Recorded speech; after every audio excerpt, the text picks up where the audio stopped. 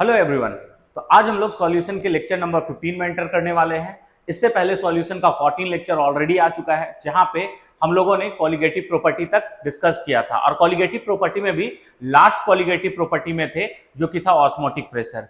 हम last lecture जब डाले थे उस समय आप लोग को यह बताया है कि ऑस्मोटिक प्रेशर क्या होता है और एक आध दो ऑस्मोटिक प्रेशर से रिलेटेड हम लोग कुछ क्वेश्चंस किए थे।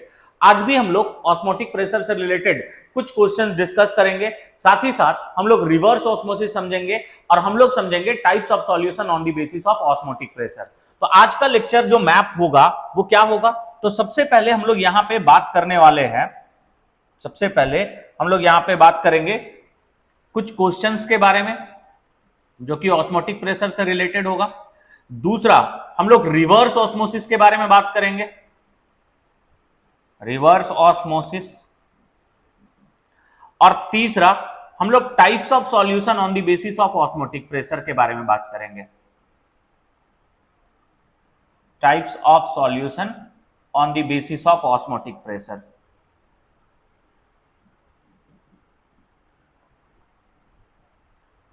ऑस्मोटिक प्रेशर, तो ये तीन चीज के बारे में आज हम लोग बात करने वाले हैं। पहला है क्वेश्चंस देखेंगे ऑस्मोटिक प्रेशर से रिलेटेड, फिर हम लोग रिवर्स ऑस्मोसिस समझेंगे और types of solution on the basis of osmotic pressure भी हम लोग डिस्कस करेंगे।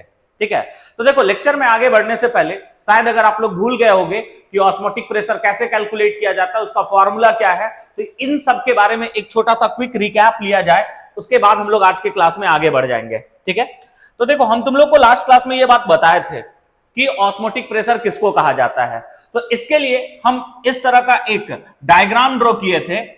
इस तरह का एक कंटेनर लिया जाता था और इसके अंदर में एक राउंड बॉटम फ्लास्क को इंसर्ट करते थे और इसका बॉटम पार्ट को कट करके यहां पे सेमी परमिएबल मेम्ब्रेन इंसर्ट करते थे। यहां पे भी एक सॉल्यूशन रहता था और बाहर में भी एक सॉल्यूशन रहता था। जो राउंड बॉटम फ्लास्क में सॉल्यूशन है उसका कंसंट्रेशन को C1 मान लेते थे और इसका को C2 मान लेते थे और हम लोग मान के चलते थे C1 ग्रेटर देन C2, मतलब इसका कंसंट्रेशन अधिक होगा और इसका कंसंट्रेशन कम होगा। अगर हम लोग बात करें तो दो सॉल्यूशन बीच में दो सॉल्यूशन कंसंट्रेशन का डिफरेंस है और बीच में सेमी परमिएबल मेम्ब्रेन है, दैट मींस यहां पे एक फेनोमेना होगा और वो फेनोमेना का नाम क्या है, ऑस्मोसिस। फेनोमेना का नाम क्या है, ऑस्मोसिस। और ऑस्मोसिस में हमेशा सॉल्वेंट पार्टिकल का मूवमेंट होता है from lower concentrated solution to higher concentrated solution. अब ऐसा क्यों होता है ये सारा कुछ हम ऑलरेडी एक्सप्लेन कर चुके हैं, तो बस इतना याद रखना कि अगर दो सॉल्यूशन के बीच में कंसंट्रेशन डिफरेंस हो, बीच में सेमी परमिएबल मेम्ब्रेन हो, तो यहां पे क्या होगा, ऑस्मोसिस। और ऑस्मोसिस में सॉल्वेंट पार्टिकल का मूवमेंट होता है फ्रॉम लोअर कंसंट्रेटेड टू क्या, हायर कंसंट्रेटेड। अब तो खुद सोचना बाबू, इधर सॉल्वेंट पार्टिकल मूव कर रहा है तो इधर वाटर मॉलिक्यूल का एक्यूमुलेशन होगा, मतलब इधर वाटर लेवल राइज करेगा। अब इस पॉइंट के ऊपर में बात करते हैं, इसको ए पॉइंट मान लेते हैं। ऑस्मोसिस से पहले इस ए पॉइंट के ऊपर में सिर्फ एटमॉस्फेयर प्रेशर लगा रहा होगा। ऑस्मोसिस के बाद में इतना एक्स्ट्रा वाटर मॉलिक्यूल आ गया, हाँ या ना, ठीक है, आ गया, तो ये भी इसके ऊपर में प्रेशर लगाएगा। तो ऑस्मोसिस के वजह से ए के ऊपर में ये जो एक्स्ट्रा प्रेशर लग रहा है वाटर मॉलिक्यूल के वजह से, इसी को तो हम लोग क्या कहते हैं, ऑस्मोटिक प्रेशर। एक और डेफिनेशन बताए थे, इस तरह का हम लोग यू शेप ट्यूब लेते हैं, बीच में वही सेमी परमिएबल मेम्ब्रेन, इधर एक सॉल्यूशन रखते हैं जिसका कंसंट्रेशन C1 और इधर जो सॉल्यूशन रखते हैं उसका कंसंट्रेशन C2, वापस से C1 ग्रेटर देन C2। ठीक है, फिर से ऑस्मोसिस होगा, सॉल्वेंट पार्टिकल का मूवमेंट लोअर कंसंट्रेटेड से कहां होने लगेगा, हायर कंसंट्रेटेड के तरफ। बोलो होगा या नहीं होगा। अब मान लो कि सॉल्वेंट पार्टिकल इधर मूव करेगा तो फिर से वाटर लेवल राइज कर जाएगा। अब यहां पे हम एक पिस्टन डाल दें और बोले तुमको इधर आना ही नहीं है, ठीक है, पहले से इसको रोक के रखें, तो बताओ रोकने के लिए कुछ ना कुछ प्रेशर का तो रिक्वायरमेंट होगा। तो जो भी प्रेशर लगा के तुम ऑस्मोसिस को रोक रहे हो उसको भी हम लोग ऑस्मोटिक प्रेशर कहते हैं। तो osmotic pressure can be defined by two veg.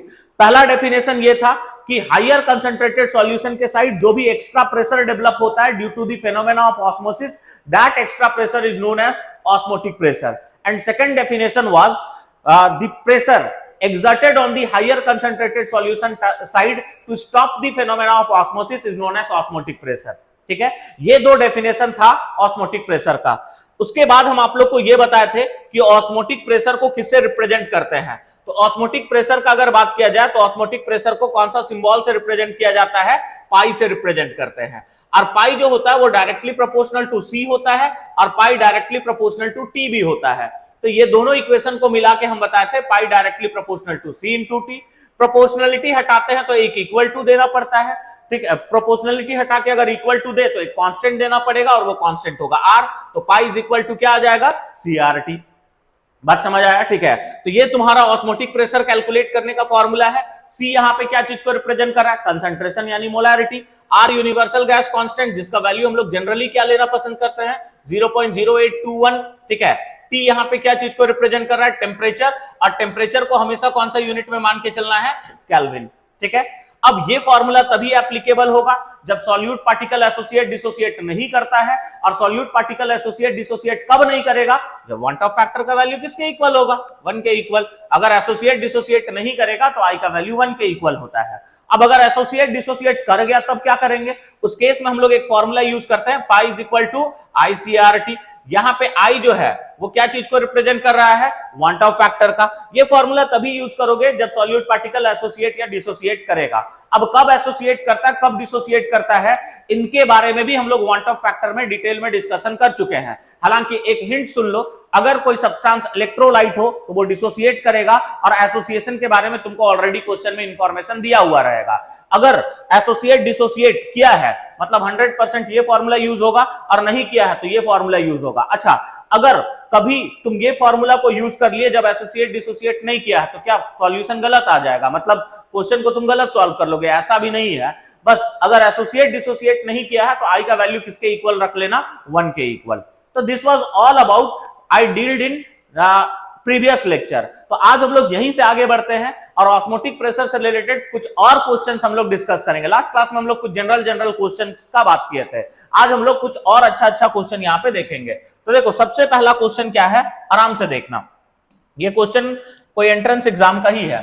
Question ये बोल रहा है, calculate osmotic pressure of decimolar K4 FeCN whole 6 having degree of dissociation 75% at 27 degree Celsius. अगर किन्हीं को मन है कि ये क्वेश्चन को आप खुद से सॉल्व करना चाहो तो आप लोग वीडियो को पॉज करना और क्वेश्चन को आप सॉल्व कर सकते हो, क्वेश्चन आप लिख सकते हो, ठीक है। हम हालांकि ये क्वेश्चन को आप लोग के लिए सॉल्व करते हैं, आप लोग वीडियो पॉज करके एक बार सॉल्व करके ट्राई कर लेना और देखना तुम्हारा सही आंसर आया है या नहीं आया है। तो चलो हम लोग ये क्वेश्चन को देखते हैं कि इसको हम लोग कैसे सॉल्व करेंगे। देख, क्वेश्चन को एक बार रैंडमली पढ़ते हैं और क्या क्या दिया हुआ है इसके बारे में बात करते हैं। तो बोला है कैलकुलेट ऑस्मोटिक प्रेशर, यानी ऑस्मोटिक प्रेशर कैलकुलेट करना है, तो क्वेश्चन मार्क डाल देते हैं।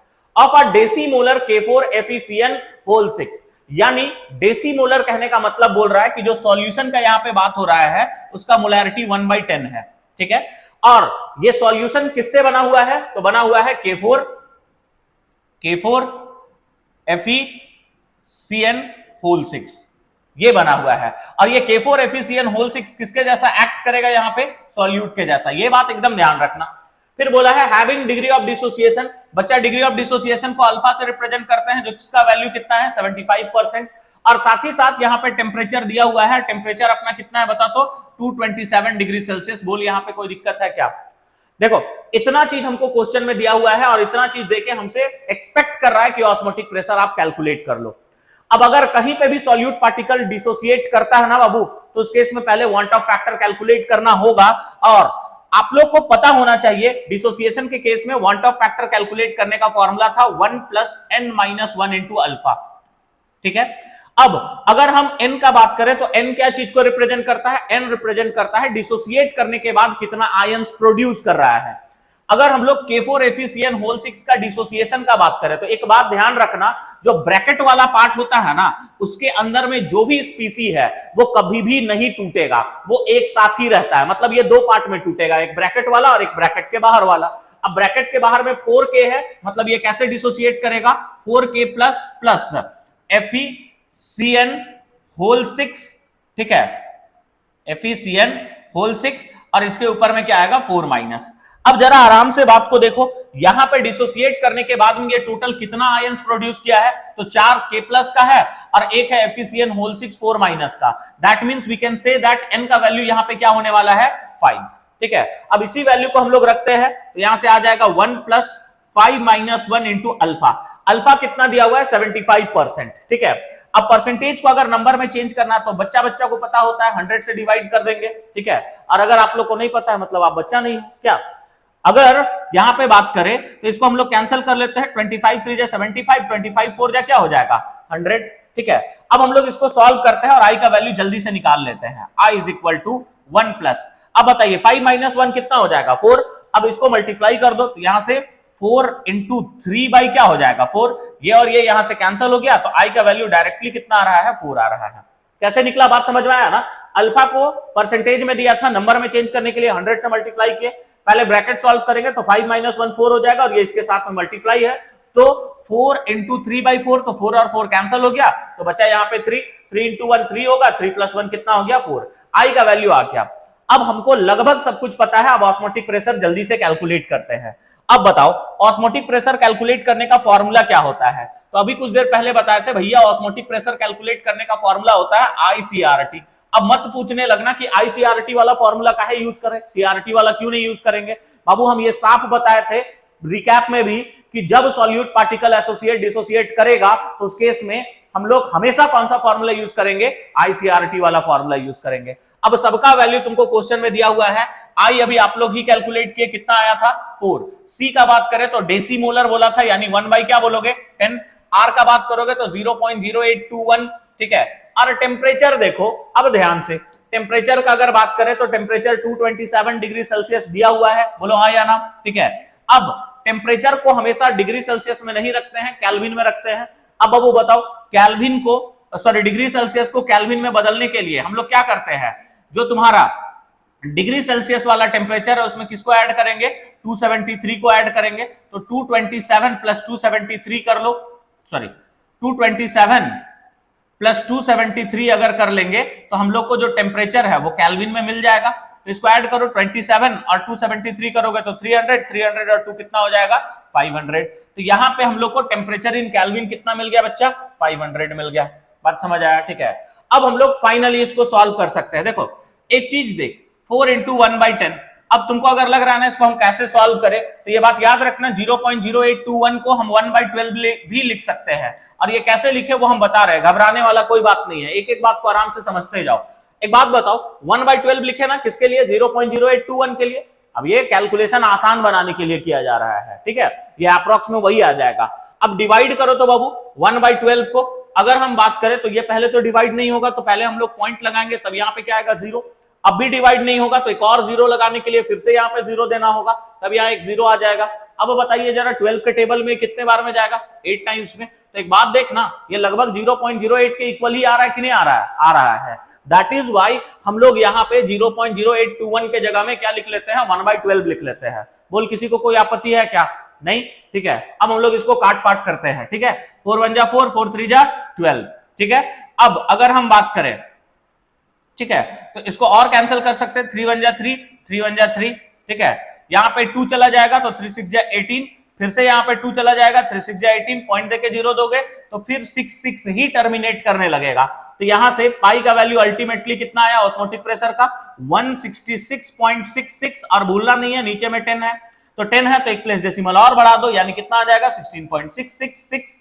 और अगर हम यूनिट का बात करें तो यूनिट क्या हो जाएगा एटीएम। अब देख अगर तुम एमसीक्यू सॉल्व कर रहे होगे ना तो हो सके इससे थोड़ा सा वैल्यू ज्यादा भी आ सकता है, ठीक है, तो तुम नियर बाई कैलकुलेट कर सकते हो क्योंकि यहाँ पे हम लोग 1/12 मान के लगभग अप्रॉक्स माने हुए थे, बट इतना भी करोगे ना तो तुम्हारा लगभग आंसर यहाँ पे आ जाएगा। तो ये सब कुछ कुछ यहाँ पे इंपॉर्टेंट पॉइंट है, ये बात याद रखना। आई कैसे कैलकुलेट करते हैं, दूसरा कैलकुलेशन आसान बनाने के लिए 0.0821 को क्या लिया जा सकता है, बोलो यहां तक कोई दिक्कत है क्या, नहीं, ठीक है। तो ये एक छोटा सा प्रॉब्लम था ऑस्मोटिक प्रेशर के ऊपर में, जब सॉल्यूट पार्टिकल एसोसिएट डिसोसिएट करेगा तो किस तरह से हम लोग उसको सॉल्व करेंगे, बात समझ आ गया, ठीक है।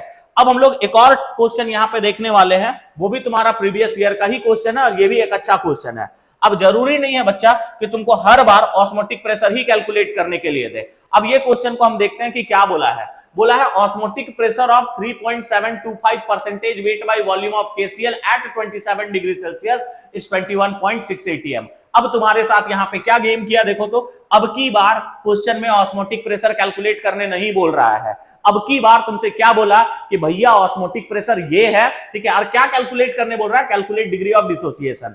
मतलब इस बार क्वेश्चन में तुमको क्या दिया हुआ है, तो इस बार क्वेश्चन में ऑस्मोटिक प्रेशर देके डिग्री ऑफ डिसोसिएशन कैलकुलेट करने बोला है। अब इसका अप्रोच कैसे होगा, कैसे कैलकुलेट करेंगे इस तरह का क्वेश्चन के बारे में, इसी के बारे में अभी हम लोग बात करते हैं। तो चलो जो क्वेश्चन में दिया हुआ है उसके बारे में बात करते हैं। Osmotic pressure of 3.725% weight by volume of KCl, यानी यहां पे तुमको सॉल्यूशन जो है KCl का उसका परसेंटेज वेट बाय वॉल्यूम दे रखा है, जिसका वैल्यू है 3.725। बोल हाँ या ना, कोई दिक्कत नहीं होना चाहिए। नेक्स्ट, ये जो सॉल्यूशन है वो KCl का है, और ये बात याद रखना परसेंटेज वेट बाय वॉल्यूम जो दिया हुआ है ये किसका दिया हुआ है, लिख लेते हैं KCl percentage wait by volume. और ये परसेंटेज वेट बाय वॉल्यूम जो होता है वो हमेशा सॉल्यूट के लिए निकाला जाता है। दैट मींस ये बात तुमको पता चल जाना चाहिए कि भैया ये जो KCl है वो अपना सॉल्यूट है। तो कितना दे रखा है, तो 3.725% दे रखा है, ठीक है। साथ ही साथ आगे तुमको दिया हुआ है टेम्परेचर। टेम्परेचर जो है वो 27 डिग्री सेल्सियस। देख, जैसे डिग्री सेल्सियस दिखे ना तुरंत इसको केल्विन में बदल देना, ठीक है, ताकि आगे तुम गलती मत करो, और नहीं तो पता चला कि केल्विन में रखने की जगह डिग्री सेल्सियस में रख के आ गए हैं। तो बताओ, अगर हम लोग इसको केल्विन में लिखना चाहे तो केल्विन के लिए क्या करना होगा, 273 में 27 को ऐड कर देते हैं तो कितना आ जाएगा, 300 केल्विन। बोल हाँ या ना, कोई दिक्कत इसमें, ठीक है। अब आगे पढ़ते हैं, तो यहां से ऑस्मोटिक प्रेशर दिया हुआ है जो कि कितना है, 21.6 ATM। बात क्लियर है ना, ये ATM वो पैसा निकालने वाला नहीं है, ये प्रेशर का यूनिट है, ठीक है। ATM वगैरह देख के पैसा निकालने के बारे में मत सोचने लगना। नेक्स्ट, अगर हम बात करें कैलकुलेट डिग्री ऑफ डिसोसिएशन, तो डिग्री ऑफ डिसोसिएशन हमसे कैलकुलेट करने बोला है, यानी अल्फा कैलकुलेट करने बोला है। देख बाबू, अल्फा तुम तभी कैलकुलेट कर सकते हो जब इस सॉल्यूशन के लिए तुमको वांट ऑफ फैक्टर का वैल्यू पता चल जाए, क्योंकि अल्फा तुम्हारा उसी फॉर्मूला में आता है। तो मेरा अभी मेन मुद्दा है कि ऑस्मोटिक प्रेशर के हेल्प से हम वांट ऑफ फैक्टर कैलकुलेट कर ले। अब यहां डिसोसिएशन एसोसिएशन का बात हो रहा है, दैट मींस तुम्हारा दिमाग में तुरंत ये स्ट्राइक करना चाहिए कि भैया ऑस्मोटिक प्रेशर का यहां पे फॉर्मूला यूज होगा ICRT, ठीक है। बट इसके लिए I का वैल्यू तो चलो हमको कैलकुलेट करना है, पाई का वैल्यू यानी ऑस्मोटिक प्रेशर दिया हुआ है, R भैया कांस्टेंट है, टेम्परेचर हमको दिया हुआ है। बट फिर से मेरे साथ में ये धोखा दे दिया कि साला लोग हम लोग को कॉन्सेंट्रेशन यानी मोलारिटी दिया ही नहीं है। तो हम क्या करेंगे, बाबू धोखा नहीं दिया है, इसका हिंट दिया हुआ है, तुमको खुद से कैलकुलेट करना होगा कि सॉल्यूशन का कंसंट्रेशन क्या है। अब ये जो तुमको परसेंटेज वेट बाय वॉल्यूम दिया हुआ है ना, इसी परसेंटेज वेट बाय वॉल्यूम के मदद से तुमको क्या कैलकुलेट करना होगा, तो कंसंट्रेशन यानी मोलारिटी कैलकुलेट करना होगा। तो ये छोटू सा जगह है जिसमें हम थोड़ा सा डब्बा बना ले रहे हैं, ठीक है। इसी में हम तुम लोग को परसेंटेज वेट बाय वॉल्यूम के हेल्प से कंसंट्रेशन कैलकुलेट करके दिखाएंगे।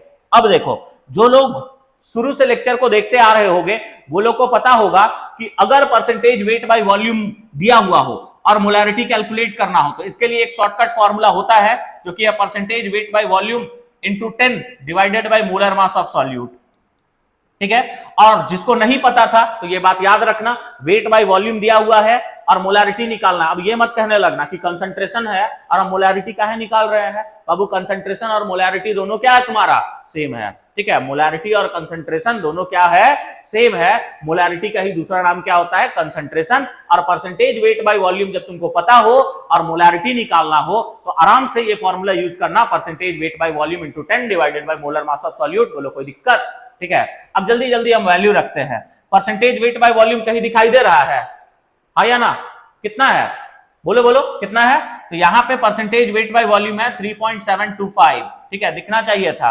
इनटू यहां पे क्या हो जाएगा 10 डिवाइडेड बाय, अगर हम मोलर मास ऑफ सॉल्यूट का बात करें तो सॉल्यूट का मोलर मास क्या होगा। अब मोलर मास निकालने आता है कि नहीं आता है, और नहीं आता है तो वापस से 11 में तुम लोग चले जाओ, ठीक है। इतना छोटा छोटा बात याद होना चाहिए। यहां सॉल्यूट कौन है, तो KCl है, तो चलो इसका मोलर मास निकाल लेते हैं। अगर अपने लोग KCl का मोलर मास निकालना चाहे तो पोटेशियम का कितना होता है 39 और क्लोरीन का 35.5। इसको अगर ऐड किया जाए तो ऐड करते हैं, देखो 39 प्लस 35.5, अब जोड़ने आता है कि नहीं आता है, और नहीं तो 10 क्लास में भेज देंगे, ठीक है। यहाँ पे 0.5 हो जाएगा, 9 और 5 कितना हो जाएगा 14, ठीक है। 336 एंड 1 क्या होगा 7, तो यहाँ पे आ जाएगा 74.5। अब एक बात बताओ, अगर तुम इसको मल्टीप्लाई करोगे 10 से तो ये 37.25 होगा या नहीं होगा, होगा। डिवाइडेड बाय 74 पॉइंट क्या हो जाएगा 5, इसको कैंसिल कर लेना, ये 1/2 टाइम्स में चला जाएगा, यानी यहां पे जो कंसंट्रेशन है वो कितना आ जाएगा 1/2। अब चलो सबका वैल्यू को हम लोग रखते हैं और I का वैल्यू निकालते हैं। बोलो ऑस्मोटिक प्रेशर कितना आ रहा है 21.6, ठीक है। I निकालना है, C का वैल्यू अभी हम लोग बता किए कितना है 1/2, आर को कैलकुलेशन आसान बनाने के लिए 1/12, टेम्परेचर कितना बोलो 300, ठीक है। यहां से 2 और 2 क्या हो जाएगा, कैंसल, सॉरी 150 टाइम्स में कैंसल हो जाएगा, ठीक है। और बाकी को भी एज इट इज रहने देते हैं या फिर कैंसल ही कर लेते हैं। अगर हम बात करें तो 3 4 या 12 हो जाएगा, 3 5 या 15, ठीक है। और यहाँ पे 0 आ जाएगा, ठीक है। 2 2 या 4 और ये 25 टाइम्स में हो जाएगा। अब इतना ही काट छाट करते हैं हम लोग। अगर आई का बात करें तो यहां से 21.6 इंटू 2 डिवाइडेड बाई क्या हो जाएगा 25। तो अब इसको मल्टीप्लाई कर लो, तो इसको मल्टीप्लाई करोगे तो क्या आ जाएगा 2 6 या 12, 2 1 या 2 एंड 1 3, ठीक है। 2 2 या 4, तो यहां से आ जाएगा 43.2 डिवाइडेड बाई 25। ये आई का वैल्यू आ गया। इसको हम लोग थोड़ा और कैंसिल कर लेते हैं ताकि हम लोग को दिक्कत ना हो, ठीक है। तो यहां से अगर बात करें आई का वैल्यू कितना आ रहा है, आई का वैल्यू ये है, ठीक है। कितना आया है देखो तो 43.2 डिवाइडेड बाई 25, 43.2 डिवाइडेड बाई क्या होगा 25। अब इसको कैंसिल कर लेते हैं, ठीक है। इसका अगर पॉइंट हटा दिया जाए तो नीचे में एक 10 से मल्टीप्लाई कर दो, ठीक है। 25 1 जा 25, 25 1 जा 25, कितना बच जाएगा 43 में 25 चला जाएगा तो कितना बचेगा 25 35 35 540, मतलब 8 बच जाएगा, ठीक है। तो यहां से कितना आ जाएगा, ये 8 चला गया इसके पास में, ठीक है, सॉरी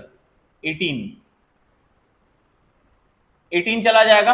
तो अब अगर हम यहां पे बात करें तो 25 4 जा 100, 6 टाइम में हो जाएगा 150 और 7 टाइम में बात करेंगे तो 125 हो जाएगा, 175 हो जाएगा, ठीक है। 175 अगर बात करोगे तो 175 माइनस 182 कर लोगे तो कितना आ जाएगा तुम्हारा 7, ठीक है। पॉइंट देके 0 दे देंगे तो फिर से 25 2 जा 50 हो जाएगा, ठीक है। फिर कितना बच जाएगा तुम्हारा 25, देखो थोड़ा बढ़िया से कर देते हैं और नहीं तो फिर तुम लोग कंफ्यूज होते रह जाओगे।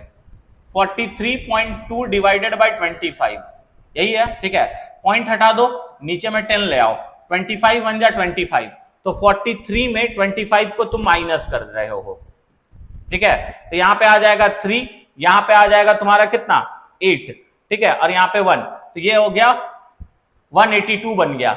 अब अगर हम यहां पे बात करें तो 25 7 जा 175 होगा, तो 182 में 175 तुम माइनस कर रहे हो, तो यहाँ पे 7 आ जाएगा, यहाँ पे आ जाएगा तुम्हारा कितना, अब यहाँ पे 7, ये 0 0, ठीक है।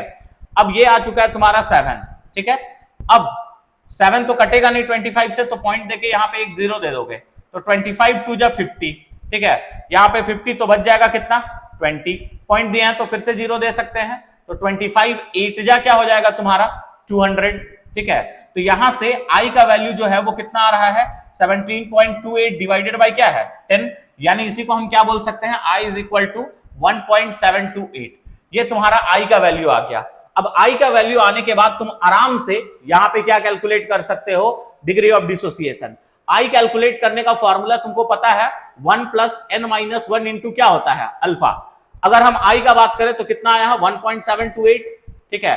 1 प्लस अगर हम n का बात करें तो n यहां पे क्या होगा, तो देखो इलेक्ट्रोलाइट कौन है बताओ KCl। KCl कैसे टूटता है, ये टूटता है K plus plus Cl minus, that means n का जो वैल्यू होगा वो कितना होगा 2 माइनस 1 इंटू क्या हो जाएगा अल्फा, ठीक है। अब इसको इधर भेज दो तो 1.728, ठीक है, ये plus is equal to 1, 2 minus 1 क्या हो जाएगा 1, 1 इंटू अल्फा क्या होगा अल्फा। अब इसको इधर भेज दो तो alpha is equal to 1.728 minus क्या हो जाएगा 1, ठीक है। तो इज इक्वल टू यहां से क्या कर लोगे अल्फा इज इक्वल टू 0.728, ठीक है, ये अल्फा का वैल्यू। अगर तुमको क्वेश्चन में परसेंटेज में कैलकुलेट करने बोला है तो बस कुछ नहीं करना है, 0.728 को किससे मल्टीप्लाई कर देना 100 से, यानी अल्फा का वैल्यू कितना आ जाएगा 72.8%। तो इस तरह से हम लोग कैलकुलेट कर सकते हैं जब डिग्री ऑफ डिसोसिएशन तुमको कैलकुलेट करने बोलेगा और ऑस्मोटिक प्रेशर दिया हुआ है। सबसे पहले डिग्री ऑफ डिसोसिएशन कैलकुलेट करने के लिए हम लोग किसका वैल्यू कैलकुलेट किए आई का, और उस आई का वैल्यू को हम लोग जब फॉर्मूला में पुट किए तो यहां से हम लोग को इजीली किसका वैल्यू निकल गया अल्फा का। अल्फा अगर मान लो तुमको परसेंटेज में कैलकुलेट करने बोला, शुरुआत में परसेंटेज में नहीं आएगा, शुरुआत में इस फॉर्म में आएगा। अब इसको अगर परसेंटेज में कन्वर्ट करना है तो किससे मल्टीप्लाई कर देना 100 से, तुम्हारा अल्फा परसेंटेज में आ जाएगा। क्या बात समझ में आ गया, ठीक है। तो ये एक अच्छा क्वेश्चन था जो जेईई में ही पूछा गया था, तो आराम से इसको आप लोग एक बार देख सकते हो, ठीक है, और इसको कॉपी वगैरह कर सकते हो। ये तुम्हारा था, ठीक है। नेक्स्ट पार्ट यहां पे है, तो ये भी था तुम्हारा, अब हम लोग आगे बढ़ते हैं और नेक्स्ट टॉपिक स्टार्ट करने वाले हैं अपना नेक्स्ट टॉपिक क्या, एक और अच्छा क्वेश्चन है जो कि नीट में पूछा गया था। अब देखो ये क्वेश्चन को भी हम लोग सॉल्व करते हैं, आराम से देखो क्या बोला है। The following solution were prepared by dissolving 10 gram of glucose. ठीक है, अब हम लोग क्या करते हैं ना, यहाँ पे जो जो सॉल्यूशन बोला है वो सॉल्यूशन को बना लेते हैं। देखो इस तरह से अगर करके करोगे ना तो भले तुमको लगेगा कि एक आध मिनट ज्यादा लग रहा है, बट जैसे जैसे अप्रोच सीख जाओगे ना क्वेश्चन आसानी से सॉल्व हो जाएगा। बोला the following solution were prepared, मतलब एक सॉल्यूशन बनाया गया है। ठीक है, इस सॉल्यूशन में 10 ग्राम किसका प्रेजेंट है बाबू, तो 10 ग्राम प्रेजेंट है किसका, ग्लूकोज का। ग्लूकोज किसको कहते हैं, C6H12O6। ठीक है, और कितना ml वाटर यहां पे है तुम्हारा, 250 ml वाटर है। यानी हम लोग बोल सकते हैं ये 250 ml किसका है, तुम्हारा वॉल्यूम ऑफ सॉल्यूशन है। मान लो V सॉल्यूशन का वैल्यू दिया हुआ है। ठीक है, तो अगर हम लोग 250 ml वाटर में 10 ग्राम ग्लूकोज को ऐड करते हैं तो इस सॉल्यूशन का जो ऑस्मोटिक प्रेशर होगा उसका वैल्यू कितना दिया हुआ है, P1। आगे पढ़ो। ठीक है, नेक्स्ट बोला है कि 10 ग्राम यूरिया ऐड किए हैं सेम 250 ml वाटर में। दूसरा सॉल्यूशन में 10 ग्राम यूरिया को ऐड किया गया है। यहां पे भी जो सॉल्यूशन का वॉल्यूम है वो 250 ml ही होगा, और उस केस में इसका ऑस्मोटिक प्रेशर जो है वो कितना हो जाएगा, P2 हो जाएगा। आगे पढ़ो। नेक्स्ट बोला है एक और सॉल्यूशन बनाया गया है जिसमें हम लोग 10 ग्राम सुक्रोज को ऐड किए हैं, वही सेम 250 ml में। ठीक है, 10 ग्राम सुक्रोज। ठीक है, तो उस केस में तुमको बोला इसका जो ऑस्मोटिक प्रेशर हो जाएगा वो कितना हो जाएगा, P3। ठीक है, the right option for the decreasing order of osmotic pressure, मतलब ये जो तीनों सॉल्यूशन का ऑस्मोटिक प्रेशर दिख रहा है ना उसको डिक्रीजिंग ऑर्डर में अरेंज करना है। अब देखो हम लोग इसको पूरा सॉल्व नहीं करेंगे। ठीक है, इसको हम लोग ट्रिक से देखते हैं कि कैसे इसको बिना पूरा सॉल्व किए हम लोग इसका ऑस्मोटिक प्रेशर का डिक्रीजिंग ऑर्डर का वैल्यू निकाल सके। अब एक बात बताओ, किसी भी सॉल्यूशन का अगर ऑस्मोटिक प्रेशर कैलकुलेट करना है तो फॉर्मूला है क्या, CRT। अब हम लोग को कैसे पता चला भैया यहाँ पे ICRT यूज करेंगे कि CRT यूज करेंगे, देखना बाबू सॉल्यूट क्या है, ग्लूकोज, यूरिया और सुक्रोज। तुमको ये बात एकदम याद होना चाहिए, टिप ऑफ टंग में होना चाहिए। ग्लूकोज, सुक्रोज, यूरिया दिखाना तो ये जिंदगी में कभी एसोसिएट डिसोसिएट नहीं करेगा। ठीक है, ये डिसोसिएट एसोसिएट नहीं करता है, यानी I का वैल्यू 1 होगा, और I का वैल्यू 1 होगा तो फॉर्मूला यूज करेंगे CRT। बोलो कोई दिक्कत है इसमें, नहीं होना चाहिए। ठीक है, अब देख ऑस्मोटिक प्रेशर किस पे डिपेंड कर रहा है, R पे डिपेंड कर रहा है, T पे डिपेंड कर रहा है और C पे डिपेंड कर रहा है। तो सबके लिए R कांस्टेंट होगा, इसके लिए भी कांस्टेंट होगा, इसके लिए भी कांस्टेंट होगा, इसके लिए भी कांस्टेंट होगा। सबका वैल्यू, सब सॉल्यूशन के केस में R का वैल्यू सेम है।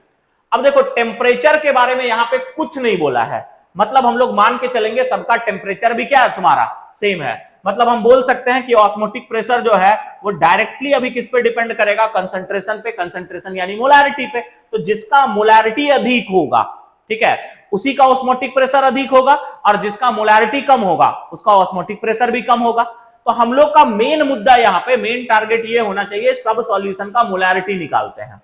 अब देख मोलारिटी निकालने का फॉर्मूला क्या है, ऊपर में रखोगे मोल ऑफ सॉल्यूट और नीचे में रखेंगे वॉल्यूम ऑफ सॉल्यूशन।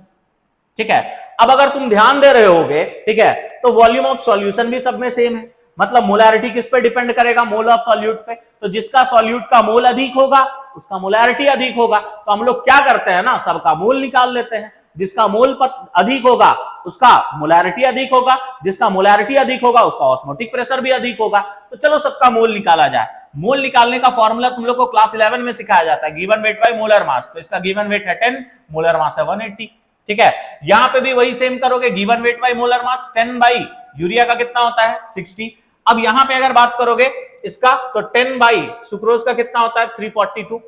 अब एक बात बताओ, इतना तो तुम लोग स्मार्ट हो ही गए होंगे अब कि यहां पे सब में देखो 10 है, और 10 को एक बार 180 से डिवाइड किए, मतलब 10 रुपया को 180 लोगों में बांट दिए हम लोग। यहाँ पे 10 रुपया को 60 लोगों में बांटे हैं, और यहाँ पे 10 रुपीज को 340 में बांटे हैं। तो बताओ सबसे ज्यादा, ठीक है, अगर हम लोग 10 रुपया को 60 में बांटे, एक में 180 में और एक में 342, अगर पैसा से नहीं समझ में आ रहा है तो इसको ऐसे समझो, तुम्हारे पास 10 समोसा है, उसको तुम 180 लोग में डिस्ट्रीब्यूट किए, एक बार 60 में और एक में 342 में। तो बताओ किस केस में आदमी को, ठीक है, एक आदमी को ज्यादा समोसा मिलेगा, जब कम लोगों में बांटेंगे। ठीक है, यानी सबसे ज्यादा जो मोल का वैल्यू आएगा वो किस केस में होगा, तुम्हारा यूरिया के केस में। और ऐसे भी अगर तुम कैलकुलेट करना चाहोगे ना तो 10 को 180 से डिवाइड कर रहे हैं, 10 को 60 से और 10 को 342 से, तो सेम नंबर को एक बार हम अलग अलग नंबर से डिवाइड किए, तो जब सबसे छोटा नंबर से डिवाइड करेंगे ना तो उस केस में वैल्यू सबसे अधिक आएगा। यानी हम लोग बोल सकते हैं कि यूरिया के केस में मोलैरिटी सबसे अधिक होगा। यूरिया के केस में मोलैरिटी सबसे अधिक होगा तो इसका ऑस्मोटिक प्रेशर भी सबसे अधिक होगा। यानी सबसे अधिक ऑस्मोटिक प्रेशर किसका होगा? P2 का। यूरिया वाला का P2 हम लोग बोल दिए। उसके बाद देखो 180, 180 और 342, तो बताओ किस केस में मोल अधिक होगा? 180 से डिवाइड करेंगे कि 342 से? ऑब्वियसली आप लोग समझ गए होंगे 180 वाला केस में मोल अधिक होगा। यानी सेकंड नंबर पे जो ऑस्मोटिक प्रेशर होगा वो कौन सा होगा? P1 वाला। और थर्ड नंबर पे कौन होगा? P3। तुम चेक कर लो कि ऑप्शन कौन सा मैच कर रहा है तुम्हारा। P2, उसके बाद आना चाहिए P1, ठीक है, उसके बाद आना चाहिए P3। तो देखो P2 कहां पे दिख रहा है? P2, P1, P3, तो इसका आंसर कौन सा हो जाएगा? डी। ये क्वेश्चन 2021 नीट में पूछा गया है, ये नीट का प्रॉब्लम था, ठीक है। तो देखो हम कैसे सॉल्व किए, इसको पूरा नहीं सॉल्व किए, हम लोग देखे कि ऑस्मोटिक प्रेशर तीनों सॉल्यूशन में लगभग कंडीशन सेम था, ठीक है। तो तीनों का आर सेम होगा, टेम्परेचर सेम होगा, तो ऑस्मोटिक प्रेशर कंसंट्रेशन के ऊपर में डिपेंड करेगा। तो जब कंसंट्रेशन निकालने गए तो फॉर्मूला था mole of solute bye volume of solution. तो देखिए सबका वॉल्यूम भी सेम है, यानी मोलैरिटी मोल ऑफ सॉल्यूट पर डिपेंड कर रहा है। जिसका मोल ज्यादा होगा उसका मोलैरिटी भी अधिक होगा। तो जब हम लोग सबका मोल कैलकुलेट किए तो देखिए सबका गिवन वेट सेम था। जब गिवन वेट सेम होता है तो जिस केस में मोलर मास सबसे कम होगा उसी का मोल अधिक होगा। तो सबसे कम मोलर मास यूरिया का था, इसी वजह से मोल सबसे अधिक। मोल सबसे अधिक तो मोलैरिटी सबसे अधिक, मोलैरिटी सबसे अधिक तो ऑस्मोटिक प्रेशर सबसे अधिक। इसीलिए यूरिया सॉल्यूशन का ऑस्मोटिक प्रेशर सबसे अधिक। सेकंड नंबर पे आया ग्लूकोज और थर्ड नंबर पे आया सुक्रोज। इस बेसिस पे हम लोग आंसर किए तो आंसर आया P2, ठीक है। इस बेसिस पे अगर हम लोग आंसर करेंगे तो इसका आंसर कौन सा हो जाएगा? P2, फिर आएगा तुम्हारा P1, फिर कौन आएगा? P3। तो मेरा करेक्ट ऑप्शन क्या हो जाएगा? डी। बात समझ आ गया, ठीक है। तो इस टाइप का छोटा छोटा प्रॉब्लम आप लोग को ऑस्मोटिक प्रेशर के ऊपर में देखा मिल सकता है, ठीक है। और जितना भी टाइप का क्वेश्चन है लगभग हम लोग ऑस्मोटिक प्रेशर के ऊपर में डिस्कस कर ही लिए। अब हम लोग आगे बढ़ते हैं और नेक्स्ट बात करते हैं रिवर्स ऑस्मोसिस के बारे में। अब ये रिवर्स ऑस्मोसिस है क्या, तो पहले इसको हम कॉन्सेप्चुअली एक्सप्लेन करते हैं, उसके बाद आप ही लोग से हम पूछेंगे कि इसका डेफिनेशन क्या हो जाएगा, ठीक है। अब देखो एक डेफिनेशन हम तुम लोग को बताए थे इस तरह से ऑस्मोटिक प्रेशर का, ठीक है। इस तरह का एक हम लोग यू शेप ट्यूब लेते थे, बीच में हम लोग सेमी परमिएबल मेम्ब्रेन को इंसर्ट करते थे। इधर था C2, सॉरी इधर वाला जो सॉल्यूशन है इसका कंसंट्रेशन को सपोज दैट मान लेते हैं C1 और इधर वाला को क्या मान लेते हैं? C2। अब कंसंट्रेशन का डिफरेंस है, बीच में अपने पास में है सेमी परमिएबल मेम्ब्रेन, तो यहाँ पे कौन सा फिनोमेना हो जाएगा बच्चा? ऑब्वियसली यहाँ पे जो फिनोमेना होगा वो होगा ऑस्मोसिस का, ठीक है। और ऑस्मोसिस में सॉल्वेंट पार्टिकल का मूवमेंट होगा from lower concentrated solution to higher concentrated. अब यहाँ पे हम बताए थे, यहाँ पे अगर हम पहले से एक पिस्टन डाल के प्रेशर एक्सर्ट करके ये ऑस्मोसिस को रोक दे, तो ऑस्मोसिस को रोकने वाला, ठीक है, जो ऑस्मोसिस को रोकने के लिए तुम पिस्टन के ऊपर में जो भी प्रेशर एक्सर्ट कर रहे थे उसी को हम लोग ऑस्मोटिक प्रेशर कहते हैं। अब सोचो अगर प्रेशर ठीक ऑस्मोटिक प्रेशर के इक्वल था तो ऑस्मोसिस रुक जा रहा था। अब बता तो अगर हम लोग यहां पे जो प्रेशर है उसको ऑस्मोटिक प्रेशर से भी बढ़ा दे तो क्या हो जाएगा? फिर मूवमेंट स्टार्ट होगा, मगर अब की बार जो मूवमेंट होगा वो हायर से कहां होने लगेगा? लोअर, ठीक है। तो जब लोअर से हायर होता था तो उसको ऑस्मोसिस बोलते थे। अब हायर से जब लोअर जाने लगेगा सॉल्वेंट पार्टिकल का मूवमेंट, तो उल्टा हो रहा है कि नहीं? ऑस्मोसिस का हो रहा है, तो इसी को हम लोग क्या बोलते हैं? Reverse osmosis. तो अगर हम लोग इसका प्यारा सा डेफिनेशन का बात करें, ठीक है, तो इसका प्यारा सा डेफिनेशन क्या हो सकता है? When pressure exerted on the higher concentrated solution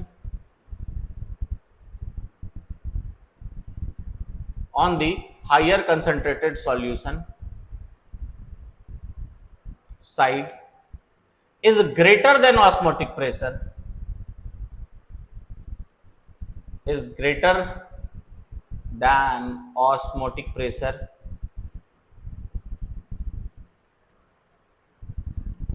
then movement of solvent particle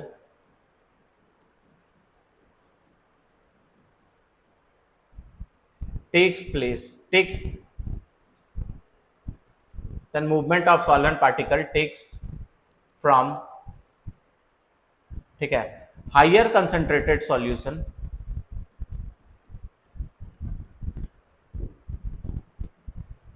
higher concentrated solution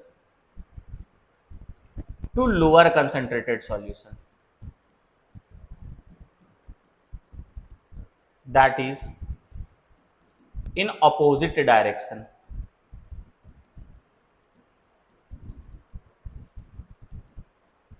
This is known as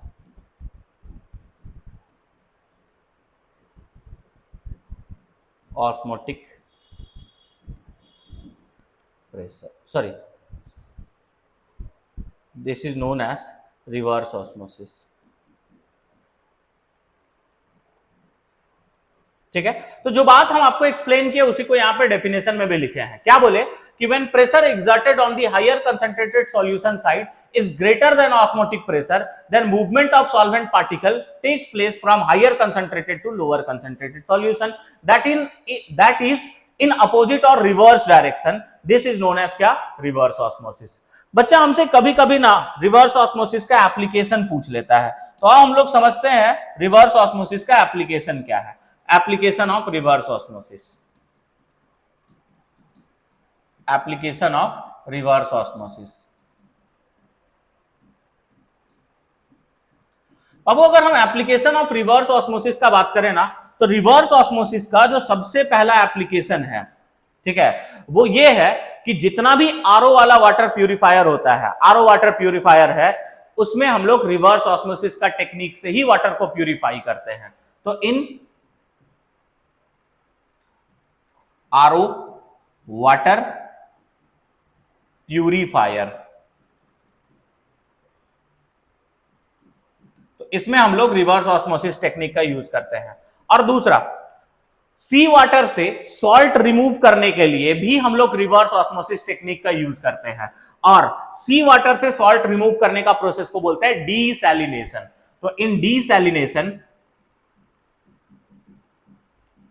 desalination of C water,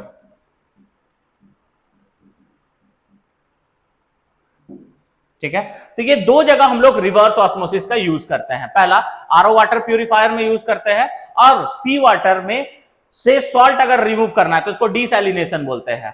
तो सी वाटर का डीसैलिनेशन प्रोसेस मतलब सॉल्ट रिमूव करने वाला प्रोसेस में भी हम लोग रिवर्स ऑस्मोसिस का यूज करते हैं.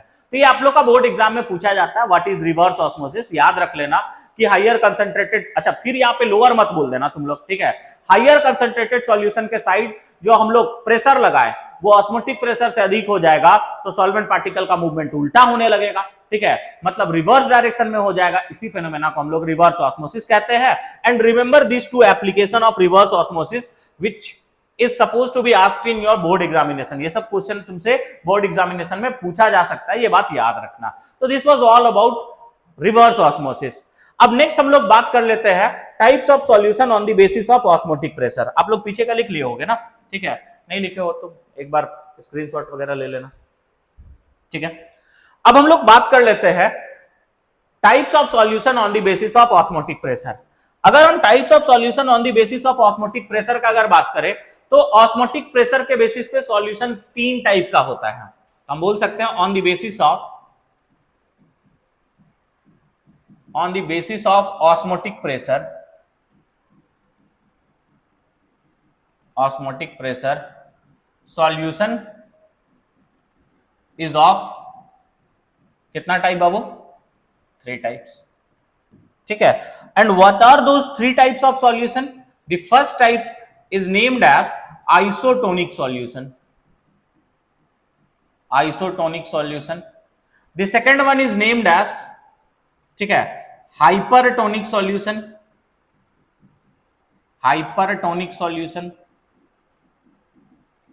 And third type is named as hypotonic solution.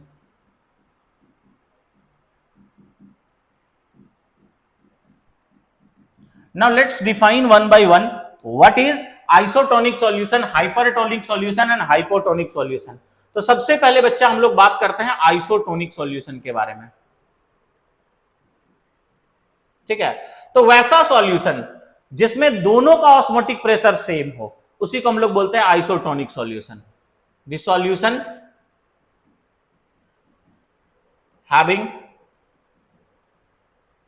Same osmotic pressure, osmotic pressure is known as isotonic solution. ठीक है, आइसोटोनिक सॉल्यूशन क्या हो जाता है, is known as isotonic solution. ठीक है बाबू, अगर दोनों का ऑस्मोटिक प्रेशर सेम है मतलब बोल सकते हैं आइसोटोनिक सॉल्यूशन में पाई 1 इज इक्वल टू क्या होगा, पाई 2। तो ऑस्मोटिक प्रेशर तभी सेम हो सकता है ना जब कंसंट्रेशन सेम होगा। कंसंट्रेशन में डिफरेंस आया तो वहां पे कुछ ना कुछ वैल्यू आएगा ही ऑस्मोटिक प्रेशर का। तो हम बोल सकते हैं कि अगर पाई 1 इक्वल टू पाई 2 है मतलब ऑस्मोटिक प्रेशर सेम है तो दोनों का कंसंट्रेशन भी सेम होगा, that is C1 is equal to क्या, C2। कोई दिक्कत है इसमें? ठीक है, नेक्स्ट अब हम बात करते हैं हाइपरटोनिक सॉल्यूशन के बारे में। तो चलो सुनो हाइपरटोनिक सॉल्यूशन किसको कहते हैं? Hypertonic solution. अच्छा एक बात बताओ, हाइपरटोनिक सॉल्यूशन भूल जाओ, हाइपर का मतलब पता है क्या होता है? क्या होता है? तुम लोग बहुत बार बोलते होगे कि वो हाइपर हो गया। हाइपर का मतलब क्या होता है? ज्यादा। हाइपर का मतलब क्या होता है? ज्यादा। तो हम बोल सकते हैं एक ऐसा सॉल्यूशन जिसका ऑस्मोटिक प्रेशर ज्यादा होगा उसी को हम लोग बोलेंगे हाइपरटोनिक सॉल्यूशन। तो the solution having higher osmotic pressure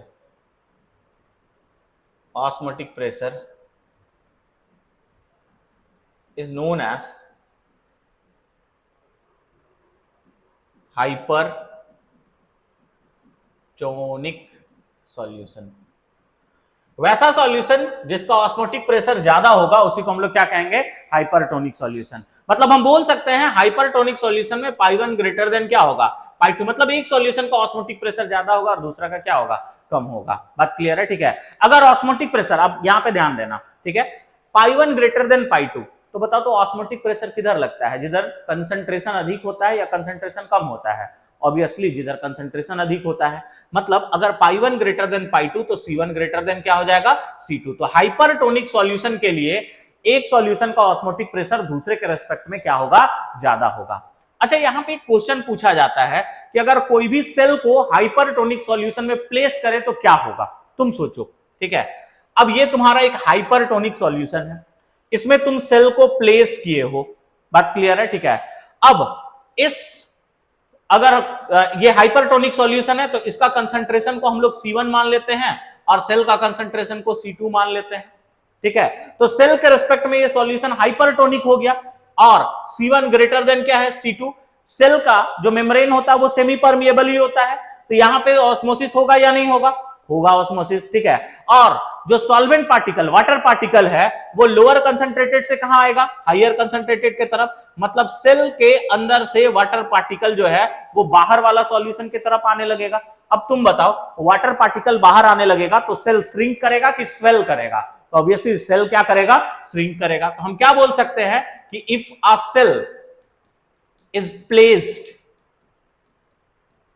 in hypertonic solution, then it will क्या करेगा, बोलो, श्रिंक।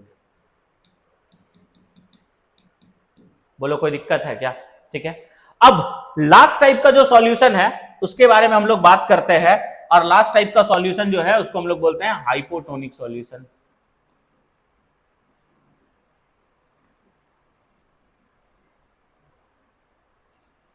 अगर हम हाइपोटोनिक सॉल्यूशन का बात करें तो वैसा सॉल्यूशन जिसका ऑस्मोटिक प्रेशर कम होगा, सॉल्यूशन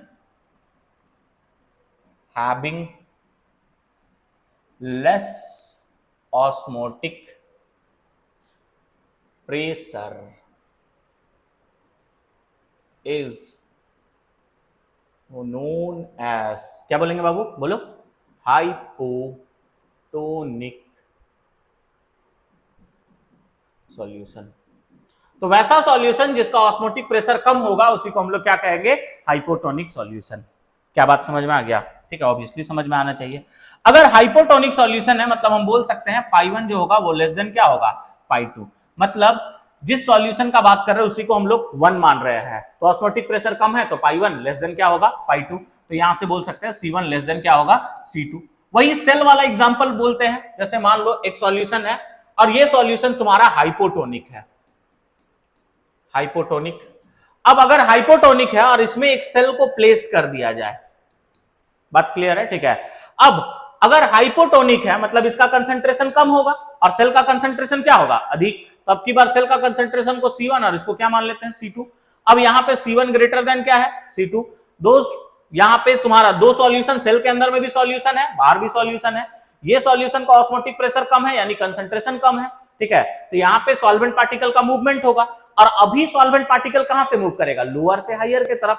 अब लोअर सेल है कि सेल का बाहर वाला है, सेल का बाहर वाला। तो अभी बाहर से अंदर के तरफ वाटर पार्टिकल आएगा सेल के अंदर में, मतलब बाहर से सेल के अंदर में वाटर पार्टिकल आएगा। अब तुम सोचो अगर हम लोग सेल के अंदर में और वाटर पार्टिकल को भरने लगेंगे तो सेल गुब्बारा के जैसा फूलने लगेगा कि नहीं फूलने लगेगा, फूलने लगेगा। मतलब सेल क्या करेगा, स्वेल करेगा, ठीक है। और बहुत ज्यादा देर तक अगर रख दिया जाए तो वहां पे वो बर्स्ट भी कर सकता है, मतलब फूट जाएगा। बात क्लियर है, ठीक है। तो हम क्या बोल सकते हैं कि if a cell is placed in hypotonic solution,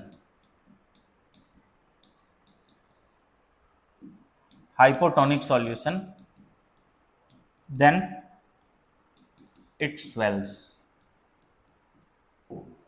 ठीक है। तो this was the type of solution on the basis of osmotic pressure. एक बार जल्दी से क्विक रिकैप ले लेते हैं। ऑस्मोटिक प्रेशर के बेसिस पे सॉल्यूशन कितने तरह का, चलो जल्दी जल्दी बोलो, कौन कौन सा, आइसोटोनिक, हाइपरटोनिक, हाइपोटोनिक। क्या दिक्कत है इसमें, आइसोटोनिक मतलब सेम ऑस्मोटिक प्रेशर, हाइपरटोनिक मतलब ज्यादा होगा। और अगर हाइपरटोनिक सॉल्यूशन में सेल को रखा जाए तो वो सेल जो है वो क्या करेगा, श्रिंक करेगा, क्योंकि सेल से वाटर पार्टिकल बाहर की तरफ आ सकता है। अच्छा, यहाँ पे ये भी क्वेश्चन पूछ सकता है कि हाइपरटोनिक सॉल्यूशन में अगर सेल को प्लेस करोगे तो सेल के अंदर वाटर जाएगा या सेल के बाहर जाएगा, तो बोलो कहां जाएगा, सेल के बाहर जाएगा। वही अगर हम लोग बात करें हाइपोटोनिक सॉल्यूशन के बारे में, तो वैसा सॉल्यूशन जिसका ऑस्मोटिक प्रेशर कम होगा। और हाइपोटोनिक सॉल्यूशन में अगर सेल को रखोगे तो वो क्या करेगा, स्वेल करेगा। या फिर ये पूछ सकता है हाइपोटोनिक सॉल्यूशन में सेल को रखने से जो वाटर पार्टिकल है वो सेल के बाहर में जाता है या अंदर जाता है। तो वाटर पार्टिकल सेल से बाहर जाएगा या सेल के अंदर आएगा। तो हाइपोटोनिक सॉल्यूशन में अगर हम लोग सेल को प्लेस करें तो हाइपोटोनिक सॉल्यूशन में सेल को प्लेस करने से क्या होता है, जो वाटर पार्टिकल है वो सेल के अंदर जाएगा, इसी वजह से तो वो क्या करता है, स्वेल करता है। बात समझ आ गया, ठीक है। तो यहां तक होप आप लोग को सारा कुछ समझ में आया होगा, ठीक है। इसी के आगे हम लोग सॉल्यूशन का नेक्स्ट लेक्चर में देख लेंगे और नेक्स्ट लेक्चर सॉल्यूशन का लास्ट लेक्चर होने वाला है, जहां पे हम सॉल्युबिलिटी ऑफ गैसेस यानी हेनरीज लॉ के ऊपर में बात करेंगे, ठीक है। तो इसी के आगे हम लोग नेक्स्ट लेक्चर में मिलते हैं, तब तक के लिए पढ़ते रहिए, मिलेंगे, थैंक यू। और जाते जाते एक काम कर लीजिएगा, अगर लेक्चर पसंद आया है तो लाइक करिएगा, कमेंट में कमेंट करिएगा और साथ ही साथ चैनल को जरूर सब्सक्राइब करिएगा। तो मिलते हैं, थैंक यू।